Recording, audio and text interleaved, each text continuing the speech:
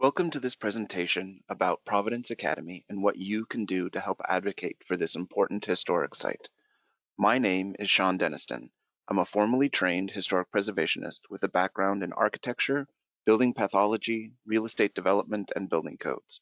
Although I am a member of the Clark County Historic Preservation Commission, I am only speaking for myself and not the commission. We're here to talk about the historic House of Providence, or Providence Academy. We're going to talk about why this place is important, why the proposed Aegis development is not appropriate for the site, the issues with the city's approval of that development, and what you can do to advocate. Yes, it's important just as a building. Built in 1873, it's a very high level of architectural design for the time and place. When it was built, it was the largest building north of San Francisco. It was the first permanent school in Washington. Providence Academy is on the National Register of Historic Places, the highest level of recognition we give historic places in the United States. And that nomination says the Providence Academy in Vancouver, Washington is one of the most significant pieces of historic architecture in the Northwest. Even the Vancouver Code has to say, Providence Academy, the dominant landmark and most important historic building in downtown Vancouver. So why is it so important beyond just being a piece of architecture? The answer is the women behind it. Mother Joseph and her Sisters of Providence.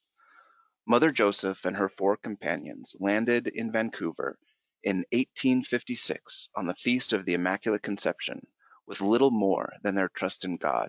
They didn't even find the convent that they were expecting to find waiting for them. When they arrived, they became the first religious order to permanently settle in Washington. And at the time, Vancouver was really just a military and trade outpost.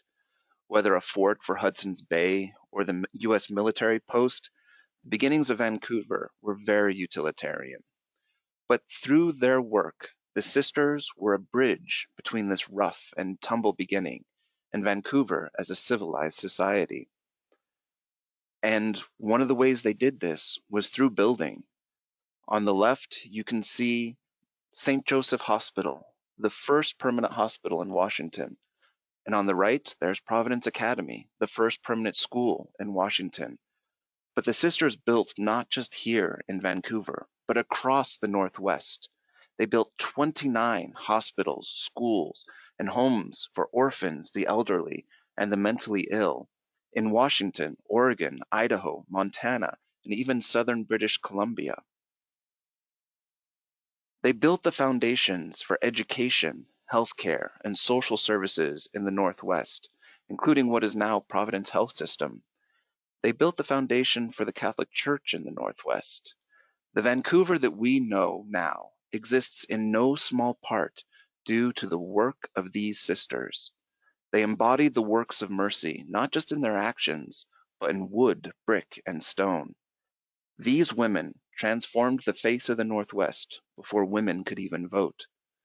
Providence Academy is not only the first of Mother Joseph's permanent buildings, but it is the only one that remains. Mother Joseph's work was so significant that at the time of her death in 1902, the Superior General of her order, Mother Mary Antoinette, wrote to the community saying, God had endowed her with talents rarely found in a woman.